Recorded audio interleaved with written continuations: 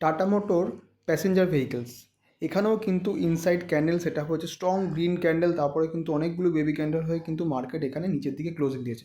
But এই ট্রেডটাকে আমি avoid করেছি, তার কারণ হচ্ছে একটাই, তার কারণ হচ্ছে 405.15, এটা হচ্ছে একটা সাপোর্ট।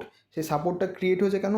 কারণ আগের দিনের লো রয়েছে, তো আগের দিনের লো আগের দিনের হাই খুব ইম্পর্ট্যান্ট একটা পজিশন, যেখান থেকে কিন্তু মার্কেট রিভার্সাল হয়ে যাওয়ার চান্সেস অনেকটা বেশি থাকে। তো যেখানে আমি বেটার অপরচুনিটি পাবো সেখানে আমি ট্রেড নেব। যেমন হচ্ছে হিরো মোটর কর্পসে আমি ওখানে বেটার অপরচুনিটি পেয়েছি, তার জন্য কারণ ওখানে সাপোর্টটা দূরে ছিল, তার জন্য আমি ওখানে ট্রেড নিয়েছি। ওখানে দেখতেই পাচ্ছেন যে ওখান থেকে কিন্তু মার্কেট রিভার্সাল হয়ে গেছে।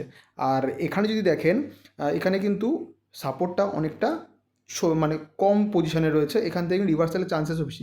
দেখতে পাচ্ছেন যেখানে রেড ক্যান্ডেল দিয়ে মার্কেট কিন্তু একবারেই কিন্তু রিভার্সাল নিয়ে নিয়েছে।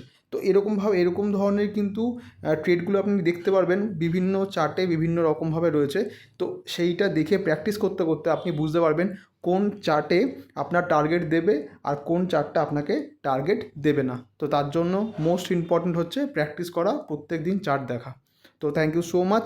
এরকমভাবে যদি আপনি ভিডিও দেখেন আর যদি প্র্যাকটিস করেন, অবশ্যই ভালো ট্রেডার হতে পারবেন।